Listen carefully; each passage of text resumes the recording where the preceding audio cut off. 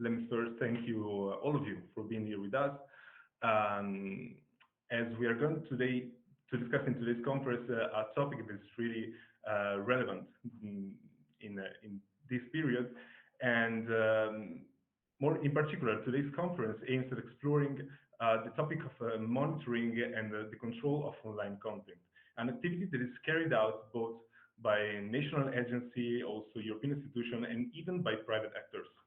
We will particularly focus on the latest regulation that the European Union introduced in this field, namely the Digital Service Act and the Digital Markets Act, analyzing the impacts both on online platform and final service users, and the scope of this regulation and the rationale behind them. So with the proliferation of social media and other social platforms, all based online, ensuring that content is appropriate and respectful has become a critical issue for both users and platform operators. This is especially true if we think about how social media content represents the main source of information for a wide part of the population, especially among a younger generation and younger ages. Furthermore, the topic of online content and the moderation of content we find online is not only relevant for the issue of disinformation. This also has a strong impact on other aspects of one's life, also about on the economic activity of main economic actors, both in the EU and worldwide. If we think about big digital companies, the so-called big tech, could be Amazon, could be Meta, could be Google, we think about the great impact that these kind of companies have on our everyday life and on every person, from a single student to a member of the government. So why we are going to try to understand and discuss why some kind of control is needed, even at this wider level, and what has been done and what could be done in the future.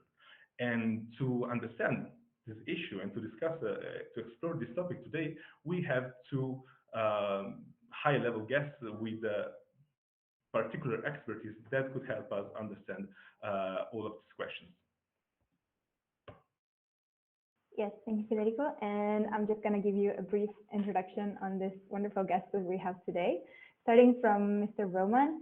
Vlad Roman is a young professional with a strong interest in EU affairs, focusing in unions, policy and regulation systems as a means of fostering better marketing structures and innovation.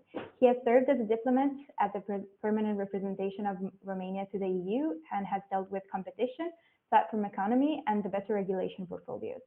Having joined the diplomatic services shortly before Romania began holding the Council of the EU rotating presidency, he has chaired one of the expert-level working groups. He currently works as a case handler in the Digital Platforms Directorate at the European Commission in the DG Competition, of course. And besides his professional activity in law enforcement, public policy and regulation affairs, Mr. Roman has published several academic contributions in various law journals. We also have, of course, Mr. Tommaso Canetta. Mr. Canetta is a journalist with a background in law, particularly in EU law. He has worked as a freelance journal with some of the most important Italian newspapers, such as the Espresso, Repubblica, or Corriere della Sera. And during his work as a freelance journalist, he developed a focus on international affairs and the Middle East. He's been working since 2016 with Pagella Politica, which is an editorial project part of the International Fact-Checking Network, and focuses on fact-checking and political analysis based on facts. He has written many fact-checking analyses and worked on the Poteri Forti podcast by Pagella Politica. Since 2020, he's been the vice director at Pagella Politica, and his work is now focusing mainly on the European projects in which the platform is involved. Now, without further ado, I'd like to leave the floor to Mr. Roman, who will give us an introduction of EU regulation in the matters that we're here to discuss today. Great. Good afternoon, everybody. Thank you, Carlota. Thank you, Federico. Hello, Tommaso. Hello, colleagues. So, as presented before, I will be walking you through the recently adopted Commission regulations, Digital Services Act and Digital Markets Act. Um, I'll use slides for the presentation, and if you don't mind, we could leave the questions to the end. Does everybody see the slides?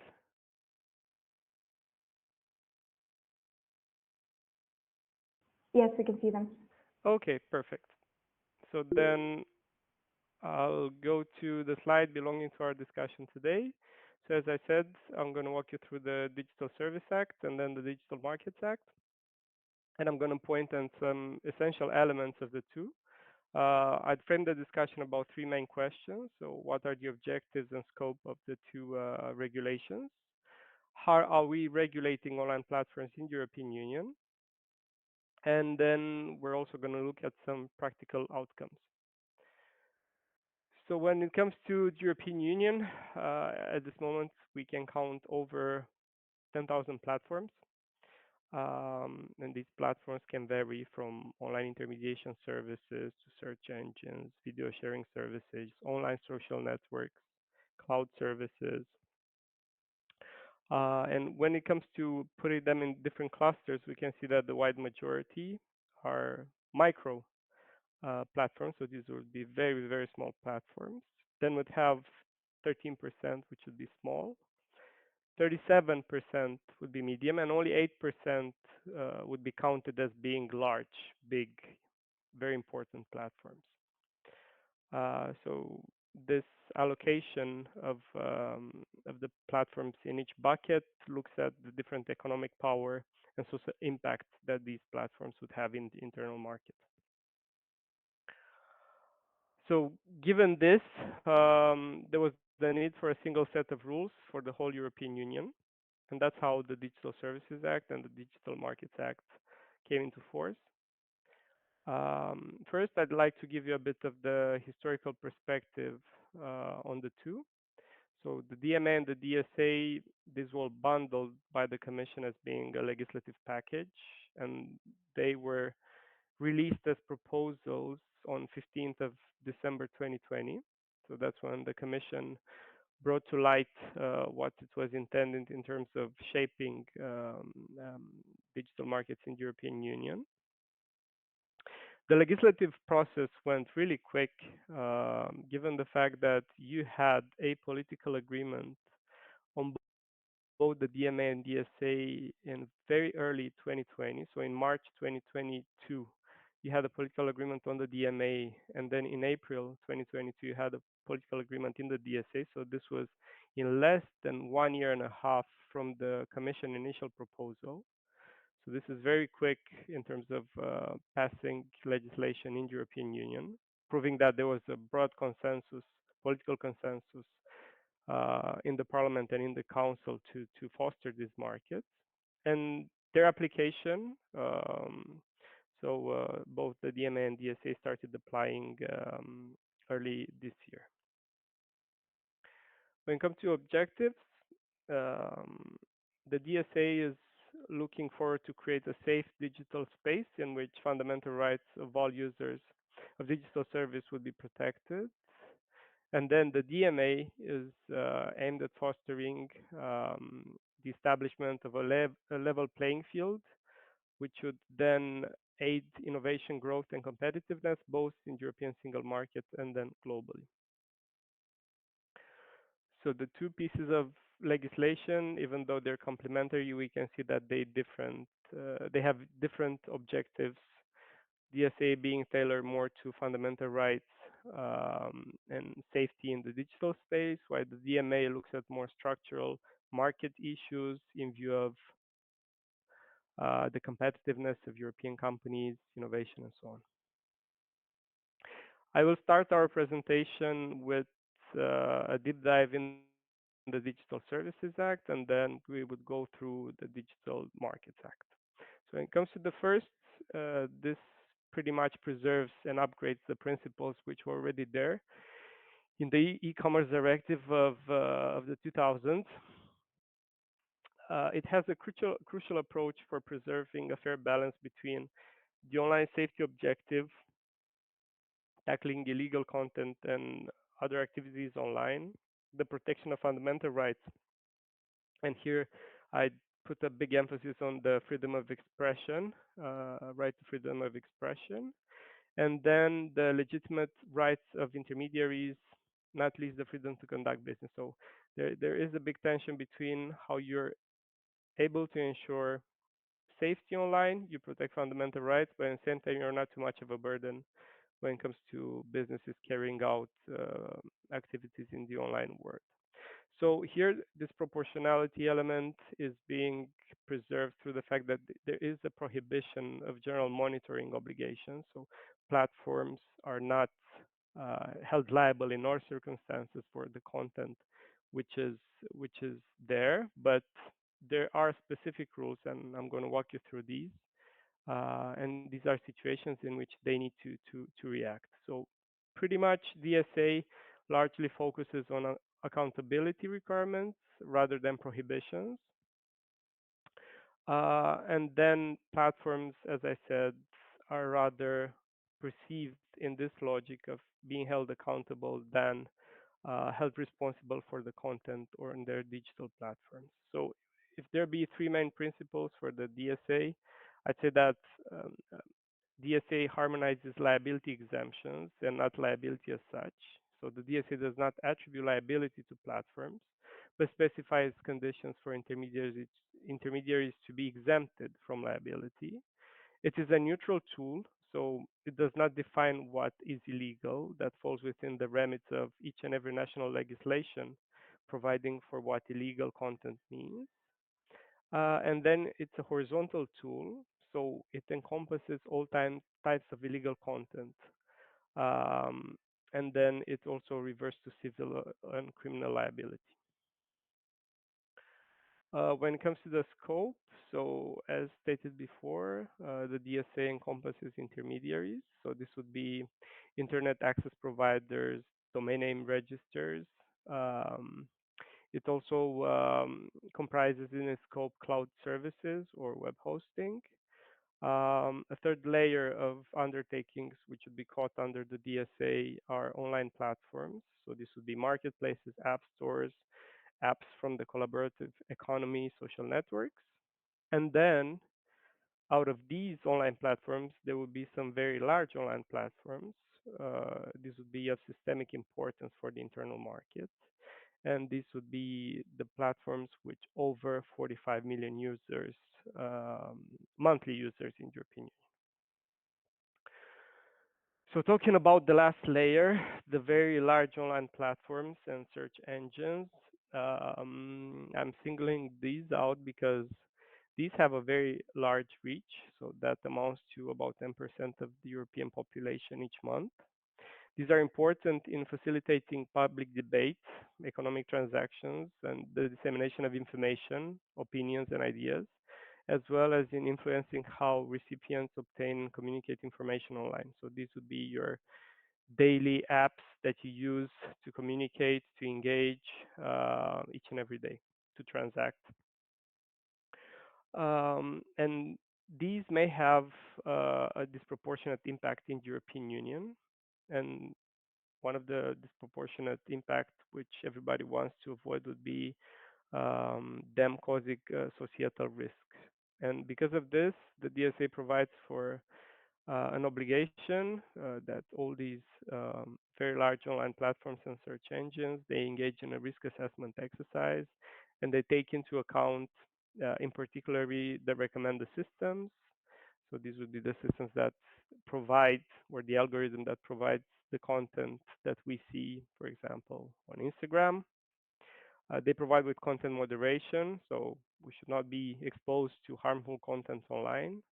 They have clear terms and conditions in this regard, and they also have a specific regime when it comes to advertising systems and data-related practices like profiling. So all this risk assessment would then be doubled by risk mitigation measures. When it comes to the DSA, as said, there's a clear emphasis which is being placed on very large platforms. So because of this, the obligations are not equal. So if we're talking about small intermediaries, we'll see that it's just a couple of obligations that would apply to this. This would be for obligations. While if we look at the really systemic platforms, there's not just that there's more obligations, but the obligations differ in nature and are stronger. So, for example, for very large online platforms, if we're talking about marketplaces, there's an obligation to know a business customer to operate random checks.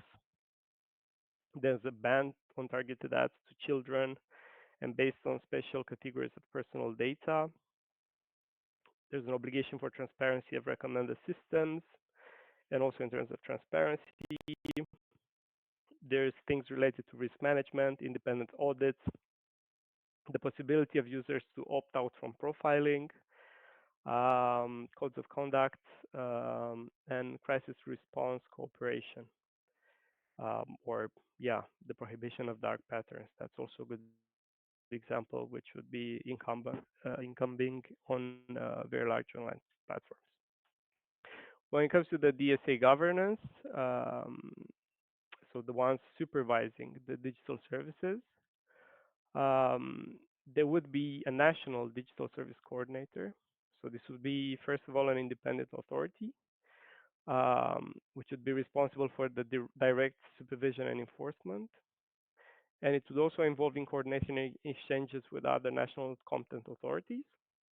At the same time, there's this European Board of Digital Regulators, which would be an ad hoc independent advisory group composed by national digital service coordinators. It is chaired by the Commission and advises the digital service coordinators, so the one at the national level and the Commission, by issuing recommendations. And third, when it comes to the European Commission, it would also be engaged in direct enforcement as it through the regulation it has enforcement powers vis-a-vis very large online platforms. It would advise on all these cross-border disputes in which one or more digital service coordinators would be involved. And it also intervenes following a request from the national level. So that be it about the DSA.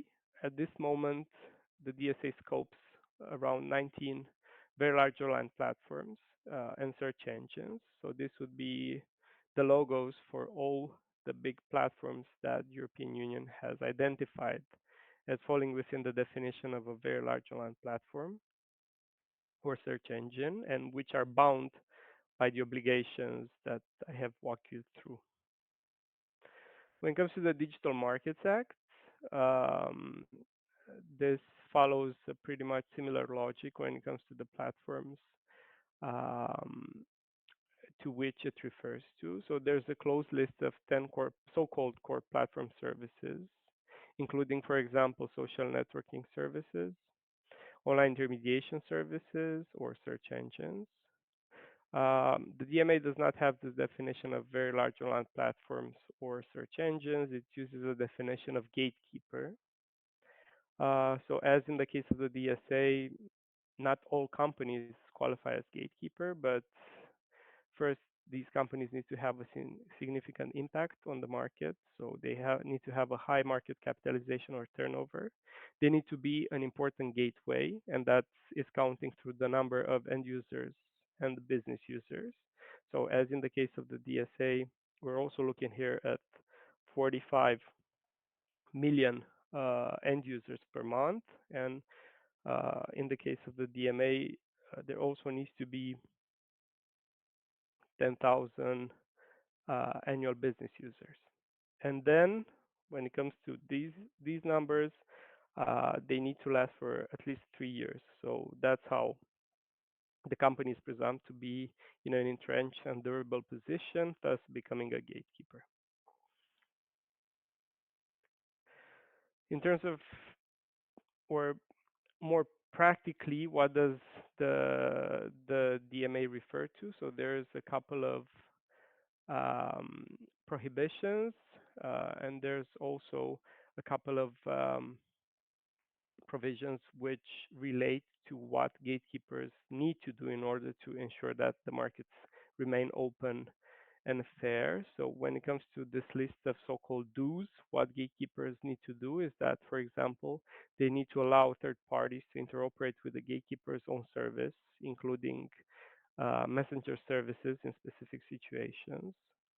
They need to allow their business users to access the data that they generate in their use of the gatekeeper's platform, to allow their business users to promote their own offers and conclude contracts with their customers outside of the platform, or provide companies advertising on their platform with the tools and information necessarily for advertising and publishers to carry out their own independent verification of the advertisements hosted by the gatekeeper.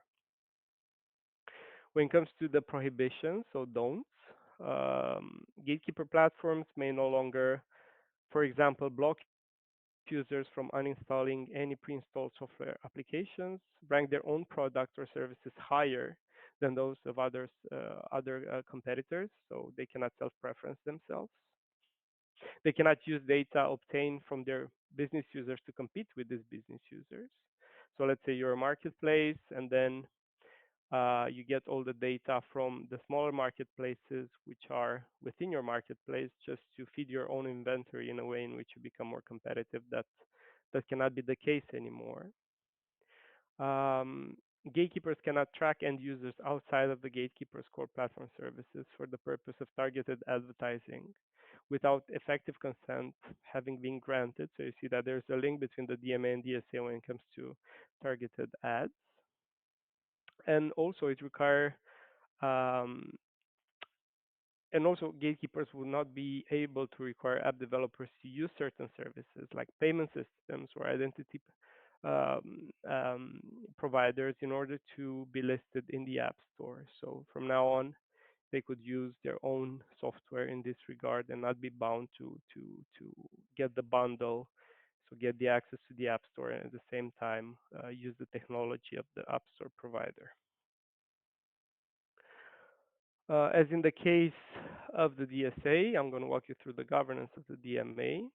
So there's investigatory powers in terms of the commission being able to send requests for information or proceed to on-site inspections. And there's also the ability to take interviews from the commission.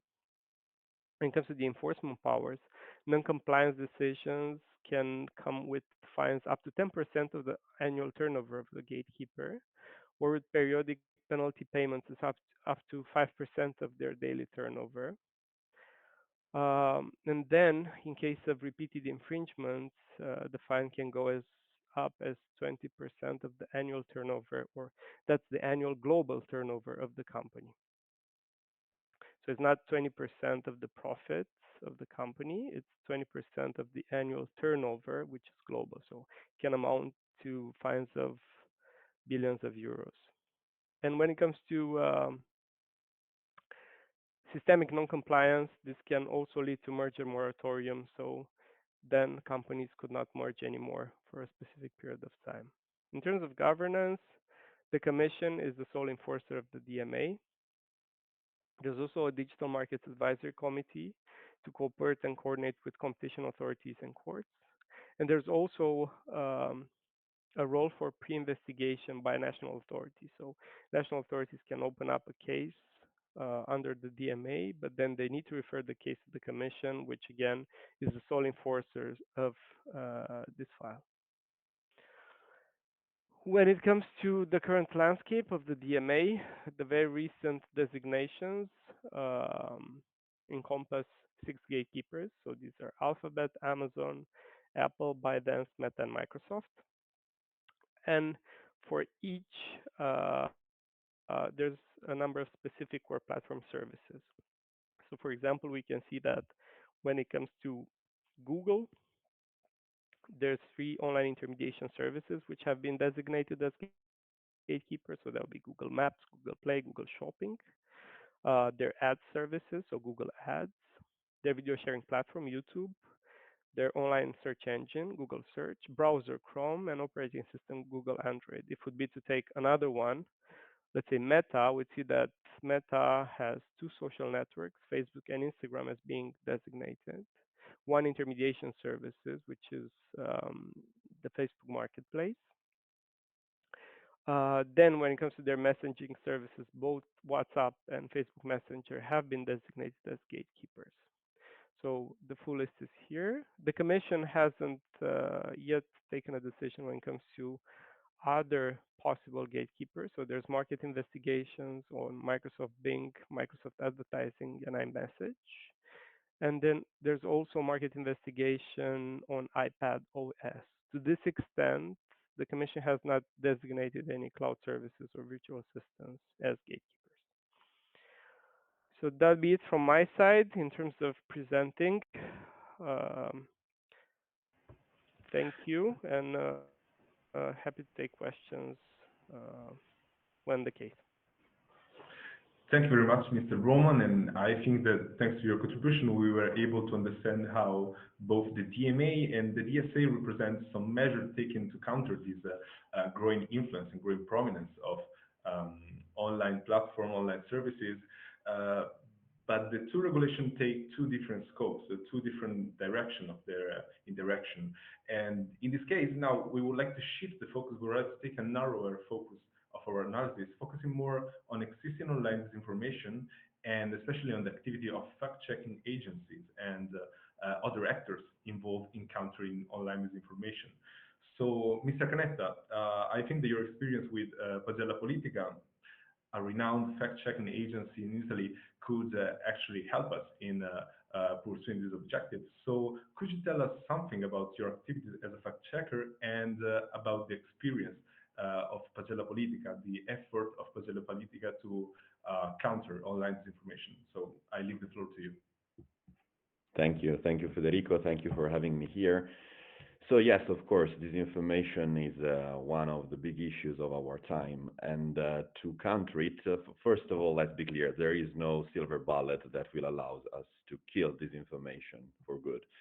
Disinformation will always be there. It also has always been there. What we can do is try to reduce as much as possible the spread of disinformation and the harm of disinformation can make to societies and individuals. So, as I said, we don't have a silver bullet, but we have a toolbox with different tools that can be used to counter disinformation. Personally, I think that media literacy is one of the most important. So we need to teach students in schools, but also adults outside of the school age, how the disinformation works. You know, if you are aware of the problem, it is already half solved. So this is of paramount importance. But of course, media literacy alone cannot do all that is needed. So we need, of course, qualitative journalism because let's remember that, yes, in our work, and I will talk more about this in a few minutes, in our work of fact checking, we know that sometimes traditional media can publish some false content or misleading content. But if we look in general at the whole system of traditional media, they are still the most reliable source of information about anything that's happening around the world. If you try to figure out what's happening right now in Israel and Palestine through, for example, Twitter, you most likely will be misguided. If you look at the ecosystem of the traditional media in its complex, not just the individual newspaper or news channel, they are mostly giving reliable information. So, of course, we need qualitative journalism, but we need also regulatory efforts, like Roman just explained to us from institutions. We need, of course, the platforms to do something for reducing the spread of disinformation on the platforms. And then, of course, there is fact checking. And I will talk a little bit more about this because it's my business, our business. So fact checking is a process basically where we verify statements or pieces of information like a video, an audio, or an image, or any kind of content that can be verified. We verify through a process that relies on primary sources. We write an article where we link the primary sources that allows the reader to verify with their own eyes that the information that we are verifying is correct or incorrect. So it's very important that the process is replicable. we have different rounds of peer review internally before we publish an article. And of course, we do not fact check opinions. We fact check exclusively factual statements or factual content. This is very important. So this process of fact checking, of course, can be done by everyone. So, for example, it's very important that also students and citizens in general are able to fact check, even if not dedicating as much time as we do professionally and not dedicating the amount of time that we dedicate to writing an article, but to fact check an individual piece of information, sometimes few seconds, 1 minute is more than enough. So if it's something that is very important for us, if it's something that we think to share online, it's important that we verify ourselves. But not anyone can be a fact checker. Not any organization can be an independent fact checking organization. Why? Because we take upon ourselves a very heavy responsibility to say this piece of information is true, this piece of information is false. So we receive the usual questions, but who controls the controllers? Why should we trust you? Who pays you? Who owns you? And the independent fact checking organizations are members of international or continental associations. In Europe, we have the EFCSN, European Fact Checking Standard Network. On the international level, we have the IFCN, International Fact Checking Network, that have charts that ensure the highest standards possible about methodology, transparency, ethics. And it's not something that you just subscribe and the game is over. We undergo a very strict assessment procedure that ensure that these criteria are actually respected by the different organizations. So it's very important that we are accountable because we have the responsibility, we take upon ourselves the responsibility to verify these pieces of information. So we at Pagella Politica verify political statements, typically statements coming from politicians or other public figures. And then we have a sister organization that is called FACTA News, and with FACTA, we verify non-political disinformation. So recently, for example, a lot of information about the war between Hamas and Israel, before about the war in Ukraine, the pandemic, climate change, migration. We have many, many fields, let's say, that are interested by this information. So moving to a more practical part of what I want to tell you, I already listed some of the most relevant disinformation topics we detected in the previous years. So, of course, in 2019 and 2020, the pandemic, of course, covered the lion's share of the disinformation. Then, when Ukraine happened, immediately the disinformation moved tackling Ukraine news. Because one thing that we learn in our experience is that disinformation is usually ancillary to information. So it's not able to dictate its own agenda, but follows the agenda that is set by the traditional media, by information. So if information is talking about vaccines, disinformation will be talking about vaccines. And if information is talking about the war in Ukraine, disinformation will be talking about the war in Ukraine. One interesting phenomenon we detected was that a lot of channels that until the 23 of February 2022 used to spread disinformation about COVID-19 from the day to the morning, from the night to the following morning, they switched to spreading disinformation, pro-Russian disinformation related to the war in Ukraine. So it was very, very interesting. Then, after the war in Ukraine started to decreasing, in the media coverage, then of course disinformation related to the war in Ukraine started decreasing as well. During the summer, the disinformation about climate change was very, let's say, widespread. Then, of course, we have, let's say, common topics of disinformation that are always there. Climate change is one of them, and as said, it goes also with seasonal news about extreme weather in summer or winter, but it's always there. This information about migrants is another constant phenomenon we tackle. This information about the European Union, about the LGBTQ plus community.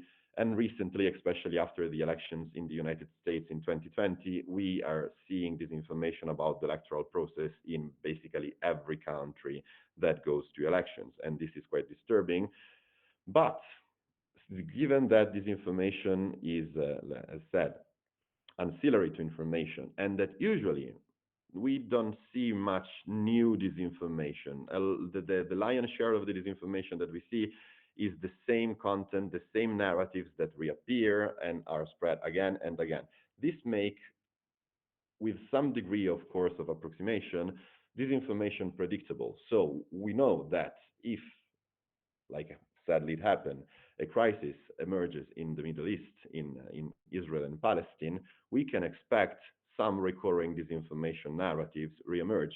So we can prepare our readers, the public, that they will be most likely see this kind of disinformation content. Moving to concrete examples, and I'd start from the situation in Israel and Palestine because it's the like ongoing crisis. We are seeing a lot of, for example, old videos and old images that are now miscaptioned and recontextualized to depict current events. So we see videos of ISIS executions that were recorded in 2015 now being aired as they are relative to the situation in Israel and Palestine. Or we see doctored images, for example, flags of Palestine projected on monuments to exaggerate the kind of support that the Palestine cause have all around the world. The main narratives, and then I will explain a little bit the concept that we use in our European community of fact checkers to define narratives, but the main narratives that we are seeing are sadly the usual ones. So on one hand, a lot of this information goes in the direction of the dehumanization of the enemy, because if our enemies are not humans, but they are beasts, animals, savages, I mean, I think you heard this kind of toxic language in the past few weeks, then we can do everything against them because they're not human.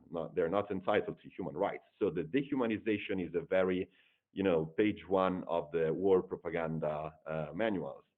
Also, we see a lot of disinformation going in the direction of justifying the actions of terrorists. So basically, the message that disinformation sends is considering Israel is doing unspeakable things to the population of Palestine, and here we have the disinformation content, so demonstrably false videos, demonstrably false images, then of course Hamas is entitled to the kind of massacres that they committed on the 7th of October. Also, we see, as I said, a narrative about exaggerating the support of the Palestinian cause or the Israeli cause through false content and other minor narratives. But what are we talking about when we talk about disinformation narratives? The definition that we use is that if a set, a high number of individual pieces of disinformation that are demonstrably false with the fact-checking methodology, so a doctored image, an out-of-context video, a false news, a false statement, they all convey the same general message. This general message is the disinformation narrative. Let's make another example about Ukraine. Ukrainians are Nazis. We have seen a lot of doctored images where swastikas and other Nazi symbols were photoshopped on Zelensky's t-shirt, on tanks, and so on. So this is the narrative, and it was conveyed through a consistent campaign of individual false news. We have a very delicate situation here because sometimes these information narratives can overlap with legitimate opinion. So, to make another example about Ukraine, Zelensky is a puppet of NATO. This, even if despicable, and I absolutely disagree with, is a legitimate opinion. You can actually believe this, and it's your right to have this opinion. But on the other hand, this can also be a disinformation narrative because we have witnessed, we have detected many demonstrable false news conveying exactly this message. So when we talk about disinformation, narratives and not individual bits of disinformation is very important to say out loud this possible overlap between the two things, and always clarify that us as fact checkers we do not verify opinion, we do verify only facts. Then, if you're interested, I can give you some examples of the main narratives about the other topics I just mentioned. So, for example, in Ukraine, one of the biggest was that the Russian invasion of Ukraine was justified, for example, by the existence of a genocide of the Russian-speaking population in Donbass. But we have the numbers of the United Nations, and Russia is a member of the United Nations, about the civil victims in Donbass between 2014 and 2021. And the numbers during the Zelensky presidency were extremely low, like 25, 26, 27 victims, and most of them people who just sadly uh, put the foot on a mine and exploded. So not even active fire. We also have the number of the ceasefire violations from the Organization for Security and Cooperation in Europe, another organization that Russia is a member of. And we see that the number of violations of the ceasefire of the Minsk agreements went from more than 300,000 to less than 100,000 during the Zelensky presidency. So there was definitely not a genocide. The situation was not even escalating, the contrary. So this piece of these statements coming from Russian propaganda that the invasion was justified by a genocide in Donbass of the Russian-speaking population is demonstrably false. Again, you can have this opinion that Russia invasion was legitimate, a very horrifying, appalling opinion, if you ask me, but it's your opinion. But we can say this is also disinformation narrative because it is being conveyed through a lot of false news sending the same message. About climate change and the narratives are, oh, sorry, I didn't finish about Ukraine. We have many narratives, of course, about Ukraine, and most of them are consistent with the propaganda of the two sides, because we have also disinformation pro-Ukraine. Now, there is no equivalency. Let me be clear. The pro-Russia disinformation is huge phenomenon. The pro-Ukraine disinformation is not so big, at least in our experience, considering the amount of disinformation that we are able to detect and verify. In this case, I'm not speaking only from the perspective of Pagella Politica and Facta News, so Italian fact-checking organizations, but we coordinate the activity of EDMO, the European Digital Media Observatory, where we have a network of now 48 fact-checking organizations spread all across the EU, and we gather information from the whole network. So we have a good snapshot of the disinformation circulating in Europe on a monthly basis. So, also about, for example, climate change, the main disinformation narratives are that climate change, of course, is not real, or if it's real, it's not related to human activities. Then we have this information specifically about renewable energies or about electric vehicles.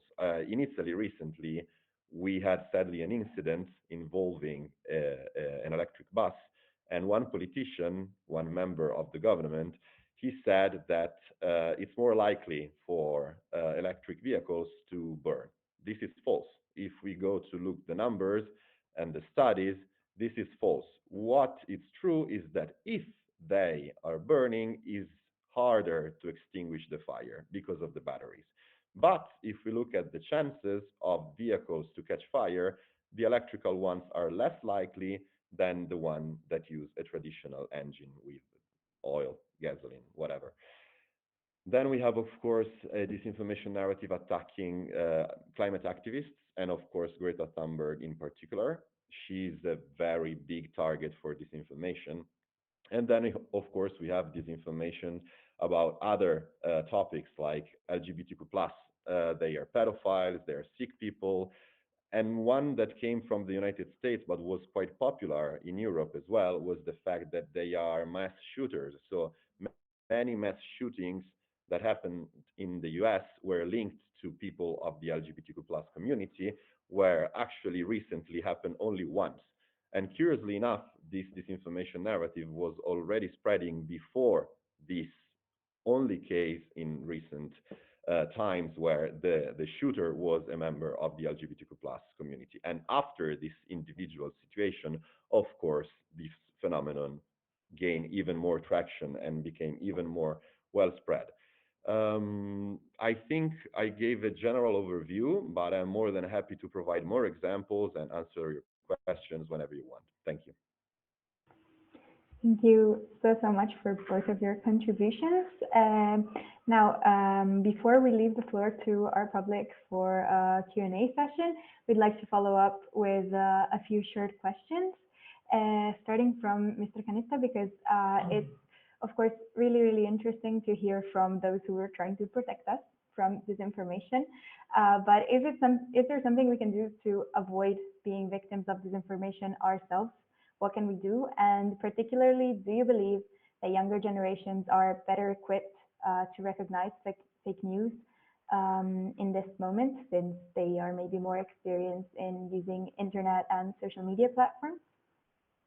Yes, thank you for the questions. So what can we do on a general level? It's an apparently contradictory answer that I will give. We need to nurture our critical thinking on one hand. So when we hear news or when we see piece of information that perfectly aligns with our worldview and we think, yeah, this is absolutely right. This is what I always thought. Or if we see news that are too good to be true, most likely they are false. And so it's important to be aware of some mechanisms of our brain that induce us to believe in this information. First of all, confirmation bias. So if we already believe something and we receive a news or a piece of information that is consistent with what we think, we are more likely to believe it. Second, herd mentality. If our friends, the people in our cluster, believe in something, we are, let's say, implicitly pushed to believe the same things and to share the same content. Third, the laziness of our brain. Our brain is lazy. We don't have the energy to, we don't have to dedicate the same amount of energy to all the information that we receive. So our brain instinctively puts more energy in verifying something that go against our worldview and not to verify things that align with our worldview. So knowing these things, we should cultivate critical thinking and be suspicious of the kind of information that we are exposed. On the other hand, we cannot fall in the rabbit's hole, white rabbit's hole, where we do not believe in anything and we doubt everything. This is nihilist. It's not absolutely useful in the end. And if we want to reduce this to be a paradox, do you rather live in a world where everyone believes in everything, or you rather live in a world where no one believes in nothing? I think the first choice is preferable because the second is completely the destruction of the possibility of a society of living together. So, on the other hand, yes, critical thinking, but also at some point relying, having some trust in reliable information sources. So, as I said in the beginning, the system of traditional media in its complex, it's usually reliable, much more reliable than the counter information sources. And this is on the general level. More on the technical level, there are some tools that everyone can use. And considering that, for example, in times of crisis, what we see is a lot of old images, old videos, reused, miscaptioned, misquoted, etc. A very simple tool that anyone can use is the reverse image search on Google. You just screenshot the video, you take the image, you put inside the Google reverse image search, and you see that, for example, that image dates first circulation, first detection, 2016. So, of course, is not pertinent to the current events. And this is something that everyone can do. Also, you can go and look on fact checkers website, not only on your language, but also in different languages. Now with the Google translation, you can at least understand 90% of the articles.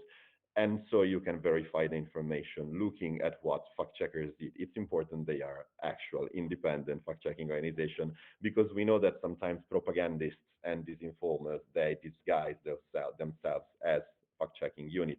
War on Fakes, it's just an example, is a Russian propaganda website that self-declared to be a fact-checking website, and it's not. So beware of false imitations. About your second question, yes, I think that the younger generation is more, let's say, well equipped to detect disinformation than the older generation, because many people in their 50s, many humans, sorry, not men, men and women, in their 50s, they just landed in the social media landscape without having the tools and without being digital natives.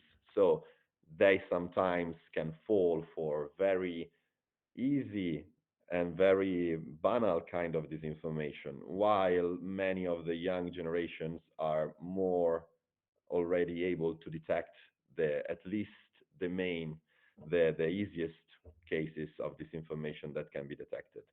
But I think that the effort should be, not focused on only one group, but considering the different issues, different kind of media literacy courses, different kind of responses can be adapted to different age groups. Thank you very much, Mr. Canetta, for your deep insights on this side of disinformation and what we can do, what is already being done.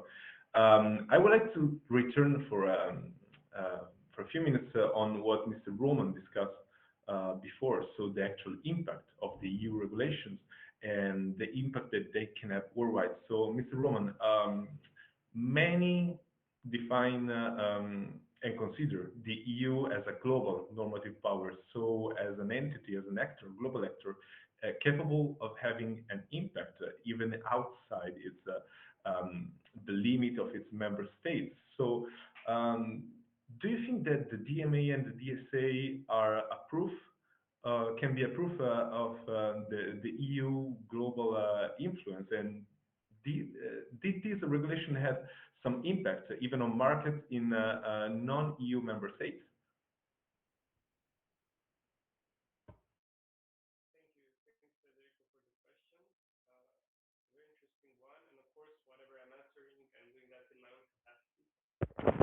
So I'm answering in my own capacity, so that would unbound the commission. First of all, I'd go a step before, and I'd look at the platform to business regulation, which was enacted in 2019. Back then, I used to be a diplomat working for the Romanian representation at the EU, and we were negotiating that on behalf of the back then 28 member states. And that was the first piece of legislation that which regulated all this business to business type of relationships between platforms and business users. And back then, that was a good example of the Brussels effect, what we call in international relations already the Brussels effect, meaning that the EU is the first comer in terms of addressing specific issues and proposing legislation. So with P2B, we saw other jurisdictions which followed this line of regulation. In terms of the DMA and DSA, this, these are still early days for the two. I guess they were only entering into force in 2023, so this year. So it's a bit early to say whether or not there's going to be a quick follow-up from other jurisdictions. But what we can see is that we can look at the UK, we can look at the United States. The same values and the same scope which is protected through the two pieces of regulation are being either thought through in a legislative fashion. So you see that they're contemplating new legislation, or you're seeing other authorities which are trying to model specific theories of harm through their intervention by equipping their thinking with bits and pieces from the thinking that we have had through the or we have introduced in the European Union through the DMA and DSA. So I'd say there's definitely a Brussels effect, but in terms of enacting legislation, this is something that each and every jurisdiction outside the European Union considers in its own right. But indeed, we can think of whatever we're doing here in the European Union as being a good model and a best practice that can also be further employed and then put in the specific legal systems of other states.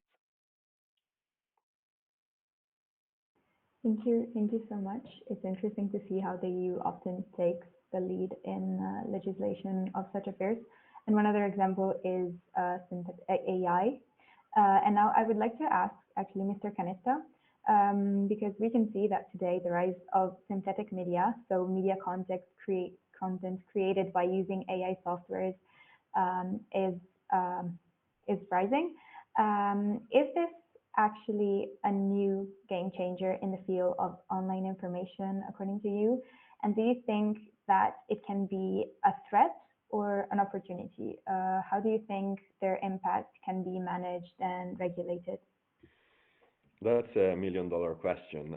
So yes, we have seen a rise in the use of generative AI, especially in March and April after ChatGPT was released. There was a moment of great excitement, but now is not, let's say, the most relevant, not even among the most relevant phenomena we are detecting. But on the general level, I think it's both an opportunity and a threat. And I think we need to keep two things separated. One thing are the AI generated images, a different thing is AI generated text. So, what we detected are usually images. I mean, you most likely have seen the image of the Pope with the fluffy white jacket, or the images of Trump being arrested, or Putin kneeling in front of Xi Jinping. These are all images generated with AI. Right now, AI is capable of generating decent images, but not perfect images. So we know that if we look at hands, shadows, the eyes, you are basically able to spot AI generated images with a very good interval confidence. And there are also tools to do so. But it's foreseeable that in the near future, these images will be absolutely perfect and indistinguishable from real ones. So we need to pressure the companies that produce this kind of services and products to do something about it. And we can go in the direction of some kind of watermarking of the AI generated images, or associating to them hidden metadata, basically, that allow the verificators to see if they are AI generated or real images. And still, we need to educate the population of the risk of seeing images that are sold as real ones, but in the end they are AI generated. This is concerning if we think of a future, not far future, sadly, where, for example, a foreign power that has an interest in creating a manipulation of the public opinion can unleash and thousands of AI-generated content through networks of people, but also bots that align people that aligns with the foreign power interests, and bots, of course, the trolls factories and so on, that can basically flood a platform and in general the public space of debate with this kind of AI generated visual disinformation. Think about the war in Ukraine. Would have we seen thousands of images of Ukrainians doing the Nazi salute, or something like that to justify the intervention of Russia? This is disturbing. This is something that must be countered immediately. And we are already in discussion with platforms, with the Commission. We are members of the Code of Practice on Disinformation, that it's ancillary to the DSA that was in discussion before. And this is something that, yeah, it scares us. And it could be a problem in the future. Right now, not particularly, but we are concerned for in the future. On the other hand, it's an amazing tool. I mean, the opportunities are endless, and me myself, I find it entertaining to play basically with these AI generative tools. But on the textual generated disinformation, AI generated, it's much more complex and much more concerning for us, because if the images in the end they travel on websites, on social media, we're able to detect them. The kind of information that a large language models can provide to the individual user, it depends on the prompt, and we don't have access to it if the user doesn't decide to screenshot and share it online, on social media, etc., etc. So it's a closed bubble, and we don't have access to this bubble. So we don't know what kind of information the artificial intelligence is giving to individual users. And this is concerning also because some researchers, they did some experiments trying to manipulate the ChatGPT and different similar tools, and they provide a lot of this information. One American paper said that AI is a good bullshitter. So it's very good in saying you something that looks convincing, but it's not necessarily true. And I have the sensation that a lot of the population is convinced that basically ChatGPT and other large language models are a better version of Google. So like you ask something to Google and you receive a list of answers, you ask something to ChatGPT and other LLM models and they provide you the best answer possible. This is not the case. And this is something that should be made more clear, I think, to the general public. So again, we are quite concerned about the textual generated disinformation. And yes, looking on the bright side, I think it's also a very good opportunity, for example, to scale up our efforts in fighting disinformation. But if I have to be honest, I am more concerned than optimist about the technology as a whole. But maybe I'm just too old and conservative right now. Thank you, Mr. Canetta. And I think that we all should be concerned about the impact of this kind of text-based AI. And I think this actually refers to what you talked about before about media literacy. So having a ready-to-use answer that seems even more convincing than the result that up to a couple of years ago, Google could give us. So Googling something really quick, having a quick info. Now we can have three paragraphs long answers. So that's really going against what you said about the importance of having media literacy for the whole population. I would like to shift the focus again with a last question for Mr. Roman before entering the Q&A session.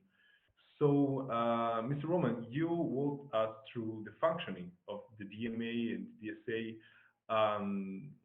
and especially the enforcement of this regulation and the implementation of the regulation that started only this year. So, we were wondering how is the enforcement of this regulation going on so far, if there has been any problem, and what are the results expected in the next 2, 3, 4 years if the EU has set already objectives for the medium and long period? Thank you very much for the question.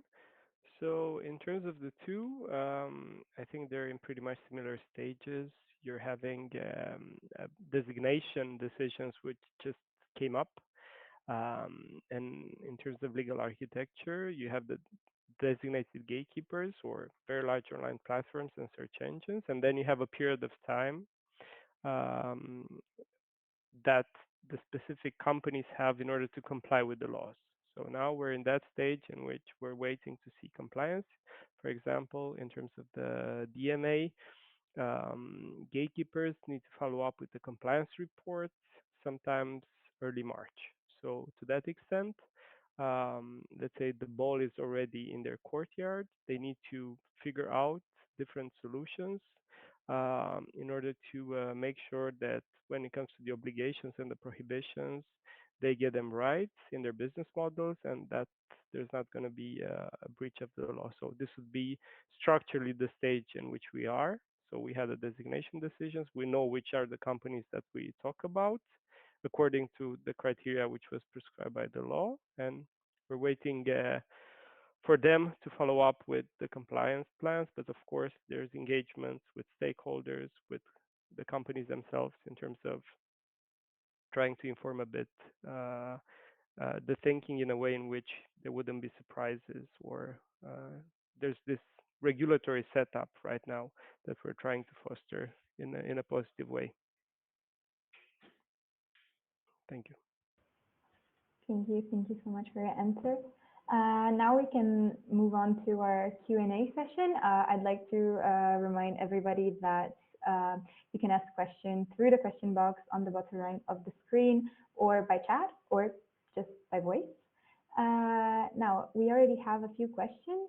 I think this is mostly addressed to Mr. Roman, but please both feel free to give your input. How does Instagram strike a balance between allowing users to express their perspective on war zones while adhering to community guidelines and avoiding harmful content?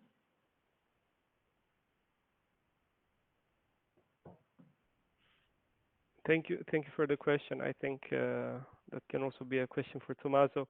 I mean, here from our side, I think I could only answer things related to what the law says in this regard, not necessarily of how companies need to, or what's the thinking in companies internally trying to address different provisions from the different legislation. So at the moment, there's clear provisions throughout the digital service package in terms of the fact that companies need to comply also with provisions related to what you've mentioned, and it's up for them to get it right. Let's say. Thank you. Yeah, I can add that we as fact-checking organizations, sometime we have agreements with platforms. So we look at the disinformation circulating on platforms and we verify if it's actual disinformation or not. So if a piece of information is correct or incorrect.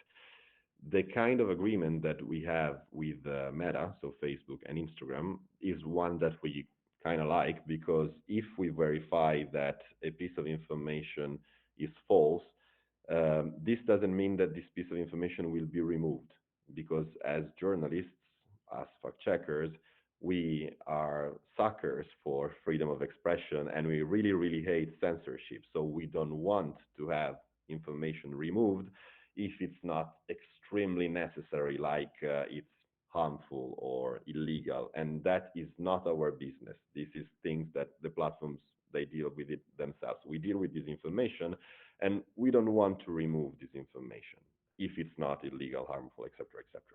So what we do is we verify that piece of information, and if it's false, you will see a label on the content, a shade basically that with a text that allows you to click if you want to see the original content, but it also informs you that that original content was demonstrated as incorrect, as false by independent fact checkers. If you want to know why, you can click on a link that will lead you to the fact checking article. So we provide more information, we provide context, we give you a fair warning that something that you could be exposed to is actual disinformation. But this is a good balance, I think. The issue we have is this is not enough quantitatively. So we still have, for example, inside the European Union, languages of small countries where this kind of agreements do not work as well as they could. So we, through, for example, our discussions in the context of the code of practice on disinformation, we are putting pressure on the platforms because they need to do more.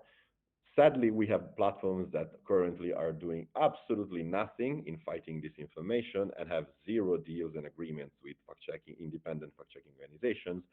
So we are also, of course, working on pressuring them to start doing something. So, it's a very big effort. We understand their concerns and everything, but we really believe that the platforms must do more in countering disinformation.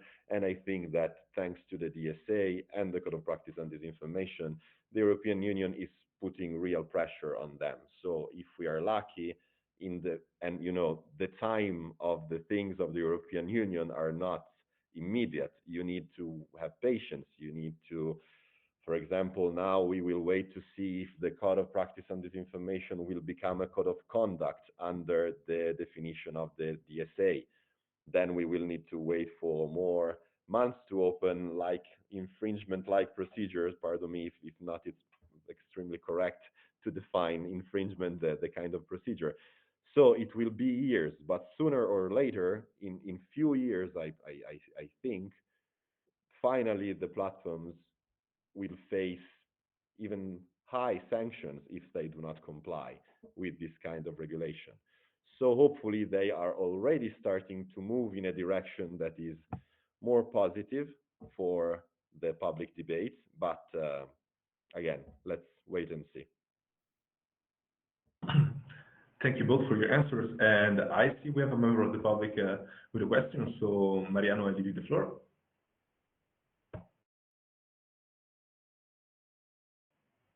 Mariano, I'm afraid we cannot hear you. Now, can you hear me? Yes, now we can. Okay, perfect. My question is pretty similar to the previous one, but more focused on the actual job of the fact checker and the negotiator for regulations. Because when I think previously it was recalled that facts and opinions are separated. An opinion can be legitimate, and facts are false or true. But when I think about it, I see it as more shady than this binary dichotomy, and I wonder how often in the actual day-to-day job of a fact checker or of a negotiator for regulation, uh, do you pose yourself the doubt of, okay, this I should not intervene on because it's just an opinion, and this instead is clearly a fact. Like, how shady do you find it to be in your day-to-day job? Should I go first? Yes, Okay. yes, you can go, Mr. Canetta. Okay, it's a very good question. So yes, it happens quite often that we face shady situations. Um, for example, what we see quite often is a mixture of factual information and opinion. So, for example, if I say in the past 5 years, 7 million migrants arrived illegally in Italy, and they are way too much for our country. We are mixing a first part with factual information that we can actually fact check, and a second part where it's just opinion. So, if we ever write a fact checking article about this kind of statement, we will be extremely cautious in separating the factual part from the opinion part. But then again, sometimes we have even more complex situation where the facts and the opinion are so intertwined that it's very difficult to separate them. Then again, what we can do is trying to isolate the factual bits and verify those, but giving all the caveats to the reader that we are not verifying the opinion. In general, when we look at political statements, we do not have any kind of agreements with platforms. So you will never see a label, for example, on a political statement. We have these kind of agreements only about non-political disinformation. And I think we agree with the theory behind this choice because in political debate, freedom of expression is particularly relevant. Then, of course, maybe some more limitation can be unspeakable. But on the other hand, we perfectly understand the hesitancy of the platforms to do something about political related disinformation. In non-political disinformation, let's say that we face shady situations, especially when we are not talking about, hard science or factual things that it's black or white, but when we talk about things that we have debate in the scientific community. So, for example, um, climate change is not particularly an issue because we can safely say that the consensus of the scientific community is 99.9% to the direction that climate change is real and is related to human activities. But on different topics, like for example, during the pandemic, it was a fast evolving scenario, a virus that we didn't know before. We didn't have enough information to say this is absolutely wrong, this is absolutely false. So we do not use, for example, a label in this situation. And if we write an article, it will be the kind of article where we say, this is the information that we have right now. this is the context. We cannot reach a verdict, but we give you all the verified information possible so you can make up your mind. And this happens also about, for example, recently the war between Hamas and Israel. I'm pretty sure you heard about the hospital bombing, where in the beginning Hamas said an Israel rocket hit an hospital in Gaza and killed 500 civilians.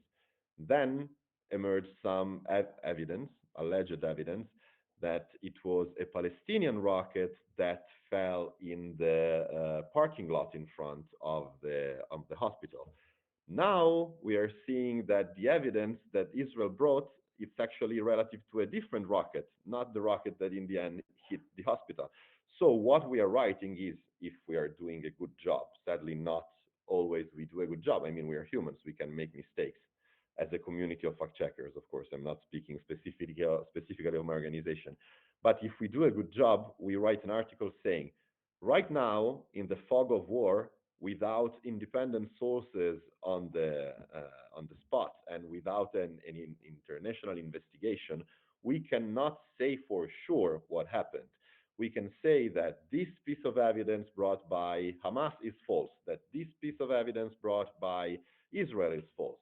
And the theory, the version of Israel is this one, and the version of Hamas is this one. These are the elements that we have. We cannot reach a conclusion. But in that case, of course, we don't have a verdict. We cannot act upon a verdict, for example, labeling a piece of information, but we can provide as much information, verified information as possible to the readers. In the shady cases, this is actually the road we try to follow.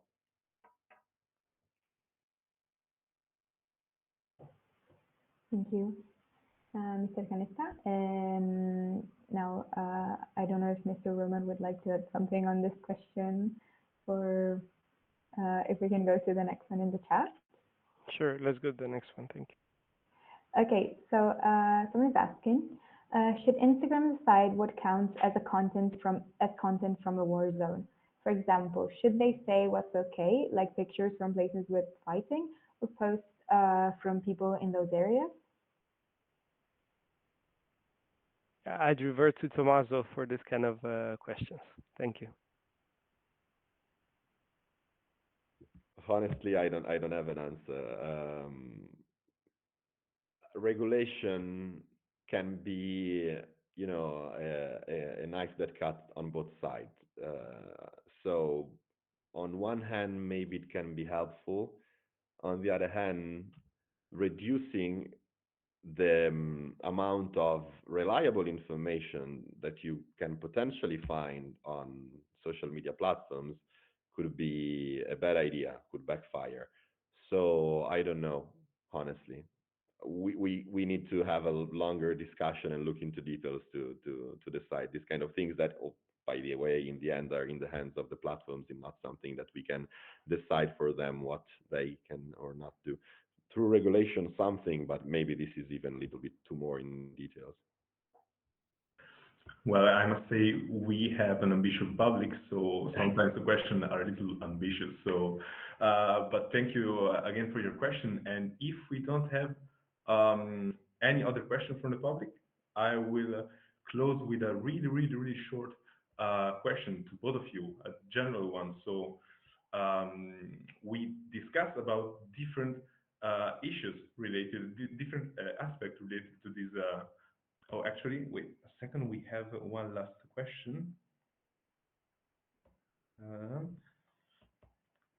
so yes, here it is.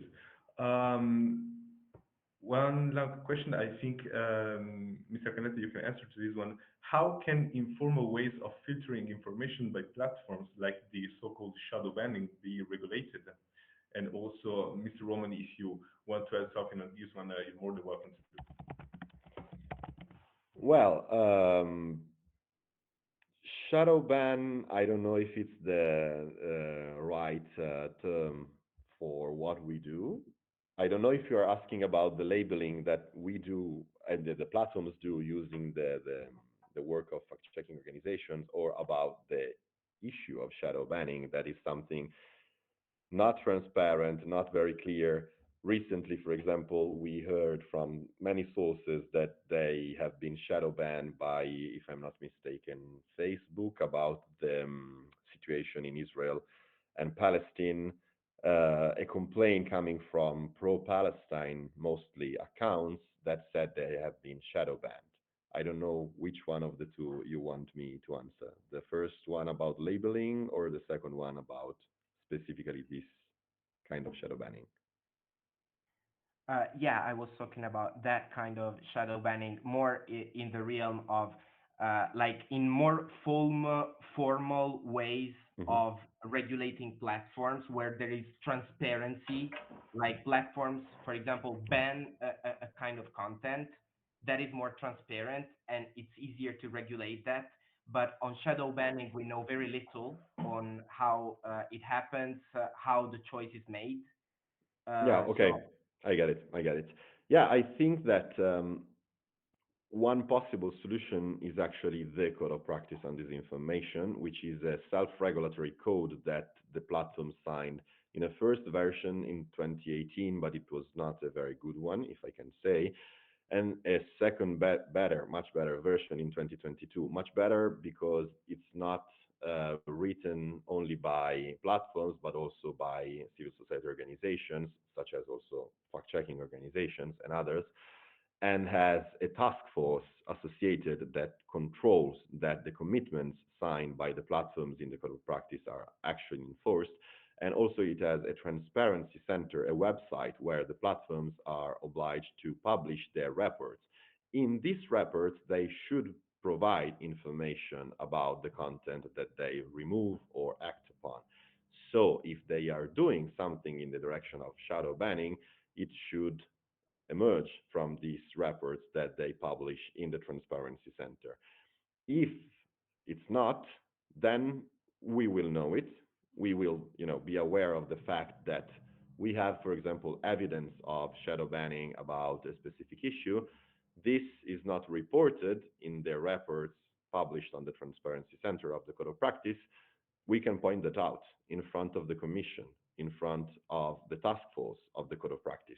And at that point, I think the platforms are strongly suggested, invited to do something about it. Being a self-regulatory code for now is not strictly binding, but if in the future, as it seems, as we hope, it will become a code of conduct under the DSA, then their provision will be actual hard law commitments. So they will be obliged to respect their commitments. This is the direction I think is most promising. Otherwise, I don't know. Thank you. Thank you very much, Mr. Canesta. We have one last question in the class, in the chat, sorry. It says, I have a question for Mr. Roman.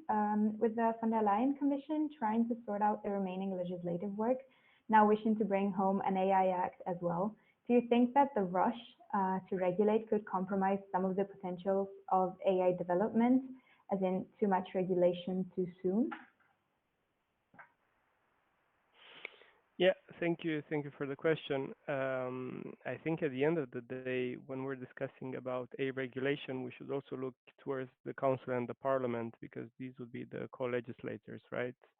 So in terms of process, I think the commission pretty much decides at the moment when it releases the proposal, but then once it goes in co-decision, that's more with the member states and then with the elected members of the parliament in terms of calendar. What I can tell you is that from my experience, I've been actively following and negotiating in the council two legislative files linked to the platform economy. So there was the platform to business regulation and the DMA. And as you were able to see, the DMA was passed in less than 1 year and a half. And it's quite complex, and the level of complexity here reaches points that haven't been addressed through a regulatory affair to this extent in terms of algorithms, data, and so on. So, if the you know I think what matters is the quality of the legislation, not necessarily the time frame, because we have examples in which even though there was a short time frame, there's quality legislation on the table which produces good effects for the market. So I think I wouldn't raise concerns in this regard. Thank you. Perfect. That was the last question, and we ended exactly on 1 hour and 30 minutes, so that's perfect. On behalf of the All Hikma Association, I would like to thank Mr. Vlad Roman and Mr. Tommaso Canetta for being with us today, taking the time and for sharing your expertise. And I would also like to thank all of the public, and please remind of the next, the upcoming conference starting at 5 p.m., which will tackle the issue of inequality and the effect that education can have on it. So again, thank you everyone for attending this conference, and goodbye. Thanks, everyone. It was a pleasure. Goodbye. Thank you.